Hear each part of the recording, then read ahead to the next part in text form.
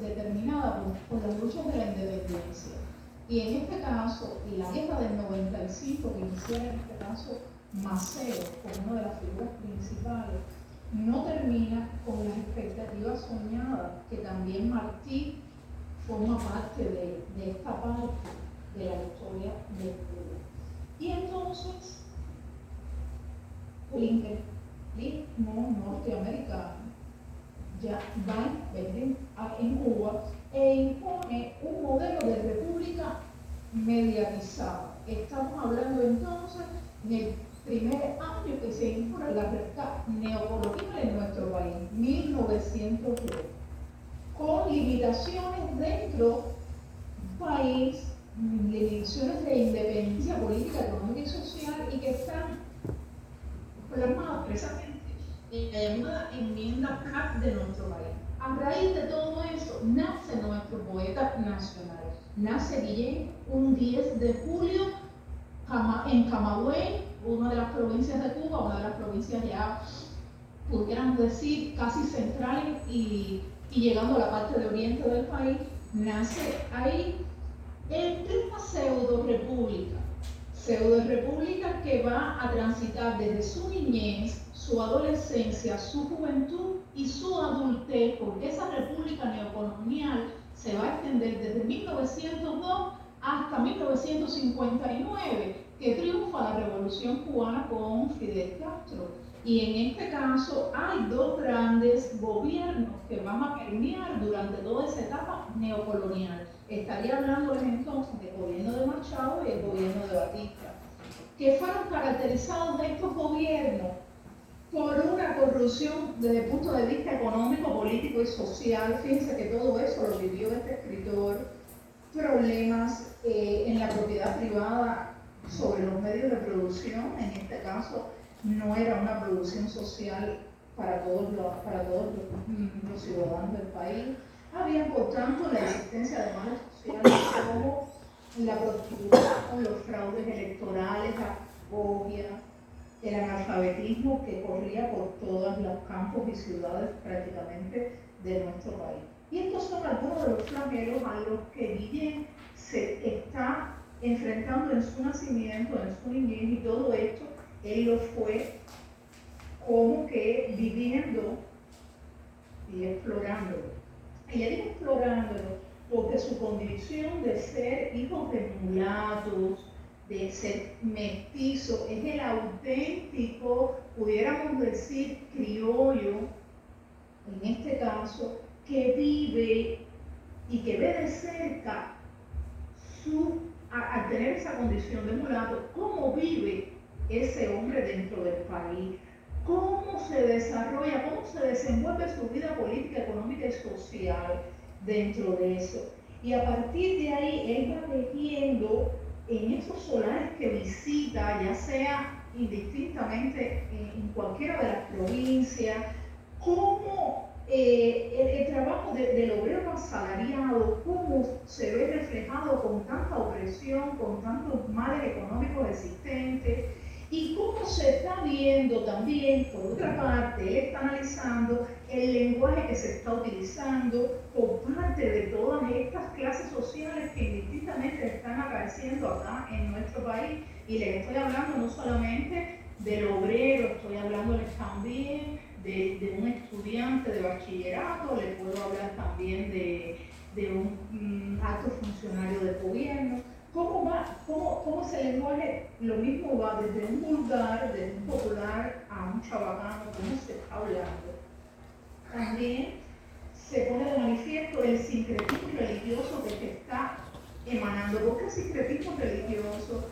Porque nuestro país está permeado de una religión católica proveniente de España, porque recuerde que anterior a estas luchas de independencia, a esa lucha del año 95 de la que le hablaba al inicio, y también del 68, fuimos una colonia de quién? De España, una metrópoli como tal. De esa metrópoli colonial salimos entonces a una neocolonia, y en este caso, bueno, con la intervención norteamericana. Y entonces hay un sincretismo, porque lo mismo se cree en la Virgencita de la Caridad, pero también desde el punto de vista afrocubanos. En este sentido hay un sincretismo a la religión yoruba, y entonces no es lo mismo enfrentarse a una virgen de la caridad de pobres como decir un Changó, un Babalú Ayé, como hay hoy en la religión afrocubana. Y todo esto Guillén lo va a ir reflejando posteriormente en su educación y en su vida.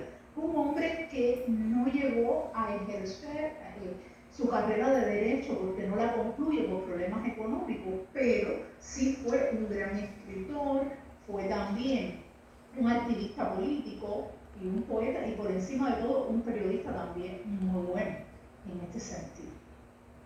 Y fue el máximo exponente en nuestro país de la poesía negra. Fíjese que esta poesía, valga recalcar acá, que esta nace en las propias Antillas, ¿verdad? Es una poesía que se va a desarrollar durante los años, durante el año aproximadamente 1930, si mi memoria en este caso no me falla, pero para que tengan una idea de la dimensión que hace que él hoy sea un poeta, que sea nuestro poeta nacional. Hablarles de que en su vida, rapidito, formó parte, disculpen, del Partido Comunista de Cuba en el año 1937, que fue fue un intelectual que pudo percibir el mundo intelectual internacional porque fue amigo de Pablo Neruda, conoció a Rafael Alberti, a Lorca, a Octavio Paz, quiere decir a escritores de grandes dimensiones. Fue un escritor, desde el punto de vista literario, podemos enmarcarlo en un escritor postmodernista y que va a los albores del siglo XX con las vanguardias artísticas. Estamos hablando en este caso de un realismo reflejado en sus obras, hasta un futurismo, pudiéramos decir así. Y eso es bien importante porque recuerden que las vanguardias artísticas del siglo XX marcan hitos por toda la importancia que tiene. Y su destacada labor lo convirtió en el 1961 a ser el presidente de la Unión Nacional de Escritores y Artistas de Cuba, cargo que desempeñó con mucha responsabilidad. Y pudiéramos decirle también, por ejemplo, que ya su vida fue un poquito extensa, en este sentido fueron 87 años en los que vivió y en todo lo que pudo, todo lo que pudo lograr en este caso y de realizar una evolución poética que está enmarcada desde el año 1928 con Cerebro y Corazón, su primer libro, un segundo, Motivos de Son, de 1930, Son Grupo Son, de 1931, West Indies Ltd, de 1934, Canto para soldados, Misiones para turistas, en el 1937, también poemas en 4 Angustias y una Esperanza, de 1937 también, El Son Entero, en 1947, los poemas de canto popular, La Paloma de Canto Popular, disculpen, de 1958, Tengo, de 1964, Poemas de Amor, también de ese año, El Gran Zoo, de 1961, La Rueda Dentada, de 1972, al igual que El Diario de a Diario, Por el Mar de las Antillas, anda un barco de papel, de 1977, Prosa de Prisa, de 1973 a 1977, y su último libro, Poemas para Niños y Mayores de Edad, de 1977.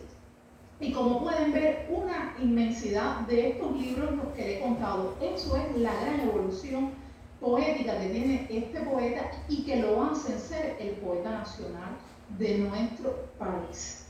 Pienso que hasta ahí no haya duda. Profe, si me está escuchando, por favor.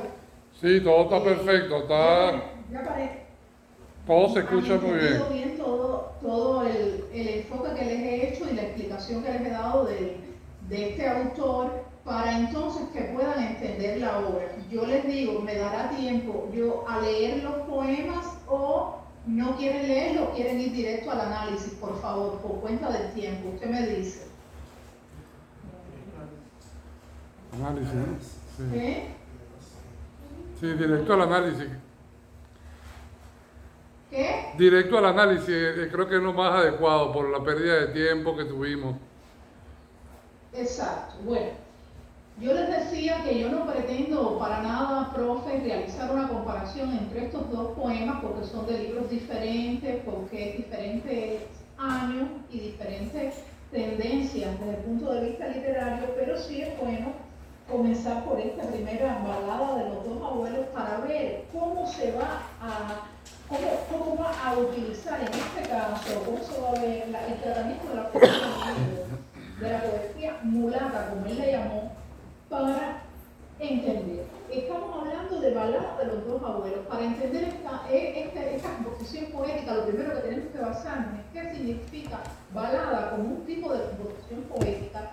Es un canto cortesano de finales de la Edad Media, en este caso que se desarrolla en Europa a finales del siglo XIV, y en este caso, bueno, es utilizado este tipo de composición poética respetando la métrica y respetando toda la composición de donde él basa precisamente este poema, perteneciente precisamente al libro West Indies RTD de 1934, como le explicaba a ustedes, los límites de los indios del oeste, más o menos así en la traducción. Y ahí se lleva la presencia del negro acentuando las raíces africanas. Recuerden, les decía anteriormente, si Cuba fue anteriormente a esa metrópoli española, estaba poblada por los indios, pero cuando llega el proceso de colonización, que llega el español a Cuba con ese descubrimiento de Cristóbal Colón en 1492, al perderse esta fuerza completa de los indios y esta esclavitud que fueron sometidos ellos, hubo necesidad de traer mano de obra barata a nuestro país. Había que trabajar en el renglón principal de Cuba en este caso, y era lo que iba a dar un futuro cambio al país, supuestamente desde el punto de vista económico. Y estoy hablando en este caso de la producción del azúcar, la caña del azúcar, el trapiche, todo el proceso y de dónde entonces se va a sacar la mano de obra barata. Tenía que sacarse del África. Esos negros fueron cazados, traídos en esos galeones hacia nuestro país, y entonces ahí fueron poblando acá, y ahí es donde comienza el sincretismo, donde comienza todo este proceso que Fernando Pi llamara arqueaco, porque se va a unir la raza blanca española, de las raíces españolas, con las africanas, y para darle paso al criollo auténtico, he de aquí el famoso personaje de la mulata, del negro, en nuestro teatro vernáculo. Si han escuchado sobre él, los tres personajes famosos, el negro, la mulata y el español, ese gallego que se representa. Y esto aquí se ve en el poema, estas raíces africanas, como les decía yo, cuando comienza el poema, si pudieran estarlo leyendo junto conmigo, viendo, analizándolo en este caso, cómo él va a recurrir y dice cómo esas sombras que solo yo veo me exportan mis dos abuelos. Ya él está haciendo alusión al abuelo blanco, tanto al abuelo blanco como al abuelo negro. Y entonces el abuelo negro son dos grandes símbolos temáticos que hay ahí, la raza negra, la raza blanca, es la que está poniéndose de manifiesto. Lanza con punta de hueso, en este caso la metáfora, lanza con punta de hueso, temblor de cuero y madera, mi abuelo negro. Ya ahí está dando características y cualidades a cómo está representado el negro, esclavo en ese momento, cómo trae gorgueras en el cuero ancho, la grija armadura que trae, que está representada ahora, y lo está haciendo a través de la figura del abuelo blanco. Y entonces hay una serie de, si aprecian en el poema, de como una especie, si pudiéramos llamarle una comparación, ¿ves? De todos los atributos que va teniendo cada una de las pudiéramos decir, de los atributos que va teniendo esos dos abuelos. En este caso, la danza con la avispa conjunta. Después de eso, le estoy hablando del tambor de cuero, que también pertenece al abuelo negro. Si lo pueden seguir leyendo ahí y vayan siguiendo la lectura, como la grija madura letrera, que es un epíteto, se pone de manifiesto ahí. Pupilas de vidrio antártico, esa metáfora en descripción para irle dando esas descripciones que se va a ir necesitando para esos dos abuelos. Para don Federico, que sería el abuelo blanco, y para Gaijo Facundo, que sería ese abuelo negro. El poeta es el que se hace eco es el sujeto lírico en este caso. Y esa sombra la va a ir acompañando indistintamente hasta el final. Fíjate cómo él llama África de selvas húmedas y de gordos somos tordos. Me muero, dice mi abuelo negro. Fue, como le decía yo, traído a la fuerza, sacado de su hábitat, de su contexto, llegado y enmarcado donde en Agua Prieta de Caimanes, con verdes mañanas de Coco, y ahí está hablando propiamente de este Caribe, de nosotros, del país de nosotros. ¿Cómo tiene que venir? Oh, velas de amargo bien, galeón ardiente en oro. Fíjese que está ardiente en oro por la ambición del propio hombre blanco que lo trae para ser esclavo, para que trabaje en esos trapiches, para que trabaje en esa producción del azúcar que tanta falta hace acá en el país.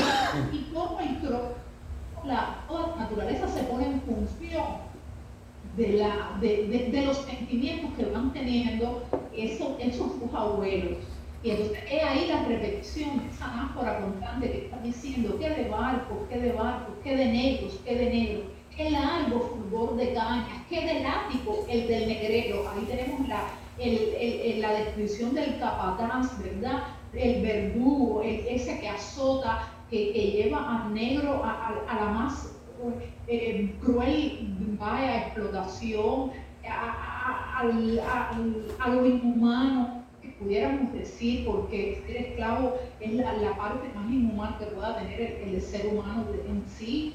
Y ahí se va apreciando cómo esa piedra de llanto y de sangre, cómo se va endureciendo el cuero del negro de tanto látigo, pero también se va endureciendo los ojos a través de todas esas metáforas, de todos estos epítetos que se van utilizando acá, y cómo esto se va endureciendo para el poder, pudiéramos decir,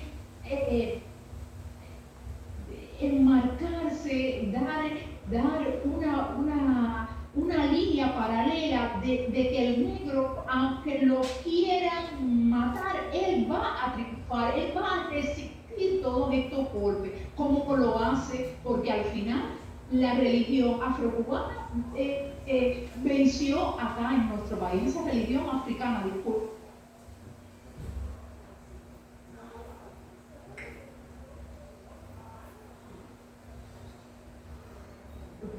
Venció acá en nuestro país y hoy está de manifiesto con la religión yoruba y no la pudieron, ellos no pudieron convertirlos en cristianos en la Iglesia Católica. Al contrario, ellos siguieron manifestando su religión y ahí se ve y se aprecia en el poema. Y entonces a partir de ahí, cómo se va lanzando, se va haciendo un clamor de llamarlo Federico Facundo, cómo los dos logran abrazarse, cómo van alzando las cabezas, cómo los dos van con las mismas ansias, con los mismos deseos. Ya estoy hablando de la última parte, de la última estrofa.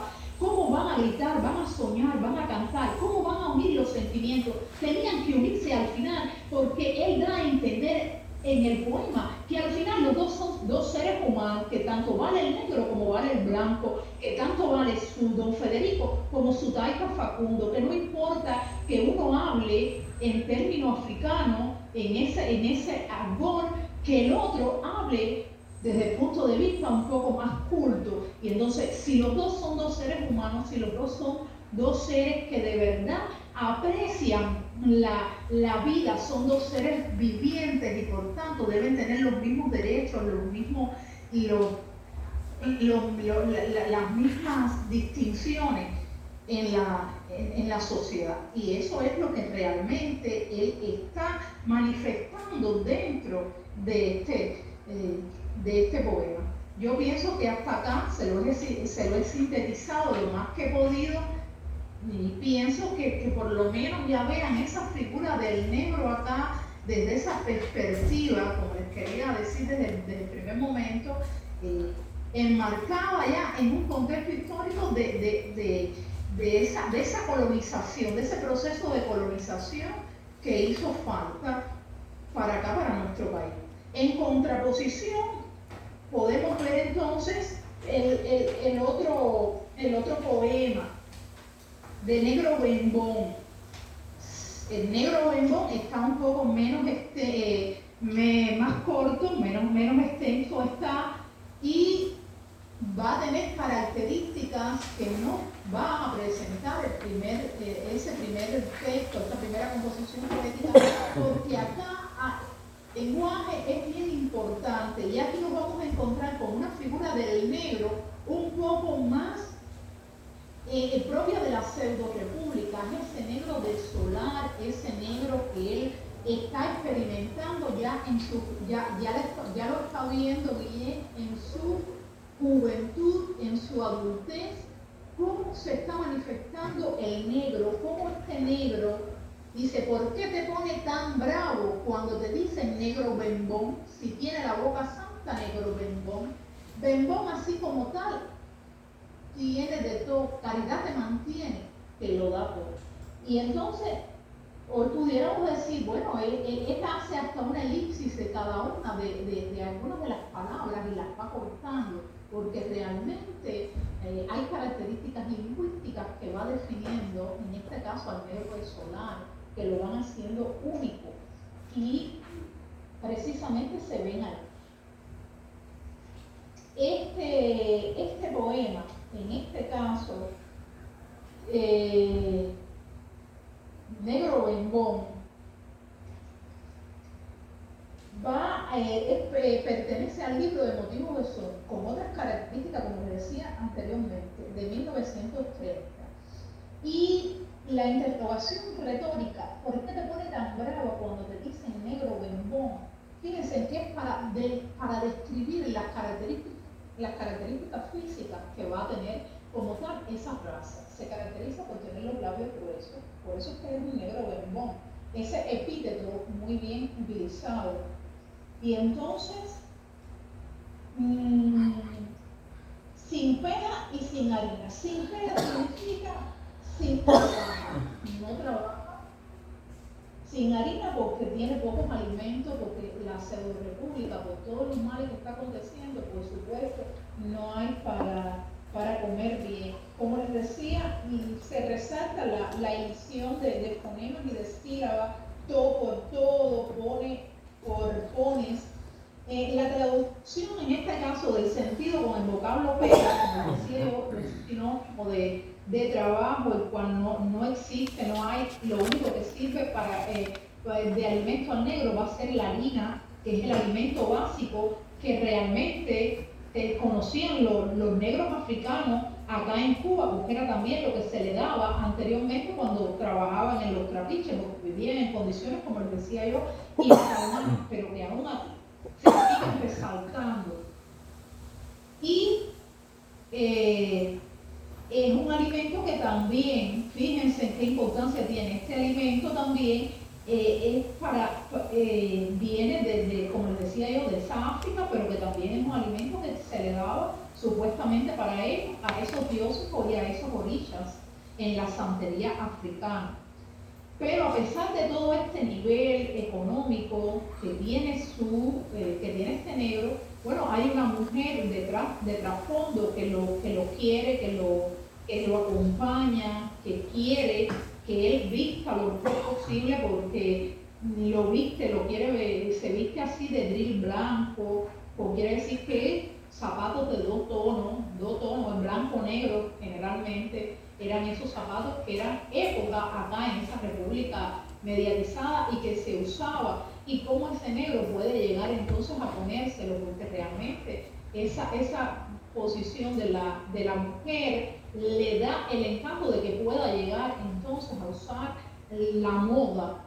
Y ahí entonces se ve este poema con una cierta musicalidad, un ritmo que lo va a caracterizar, que nos hace reflexionar cómo es el hombre el sustento de una familia y que no aparece el trabajo que realmente debe ocupar.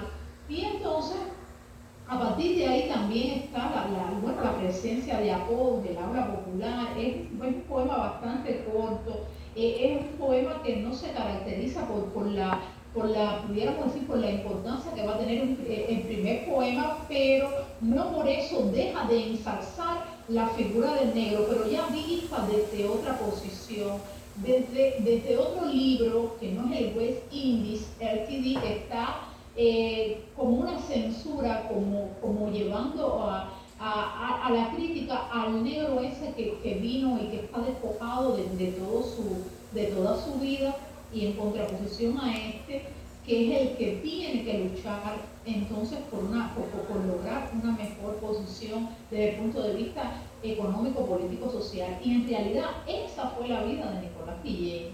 La lucha de 30 años, fíjense que él vive nada más que 30 años después de que triunfa la revolución, y en esos 30 años fue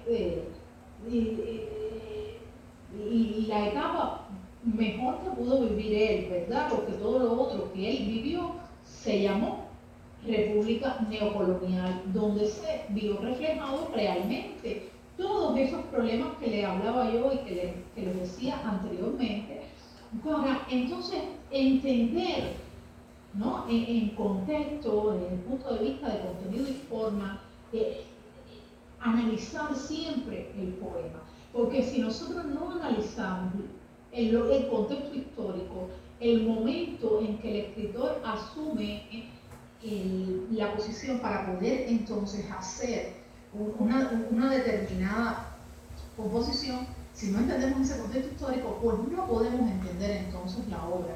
Entonces, en el momento de uno poder o comparar o extrapolar con otro tipo de composición poética, ya sea del mismo autor, ya sea de otro autor, y utilizando tal vez el mismo tema, la misma temática, entonces no lo podríamos entender. No sé si hasta ahora de forma sintetizada lo han entendido, profe. Quisiera que me ayudara. He tratado de apurarme, no sé. ¿Qué me dicen? ¿Me escucharon bien? ¿Qué dudas les puede crear? Si quiere que les diga algo más, profe, por favor. No, mira, ¿Qué me dice, profe? A mí me parece muy adecuado lo que estás llamando, lo que estás diciendo. Me parece perfecto el tiempo que has utilizado porque has hecho un recorrido por los dos poemas y se ha enfatizado la importancia de analizar el contexto, analizar la obra, analizar al autor, y que es un poco el objetivo pues, de la conversación.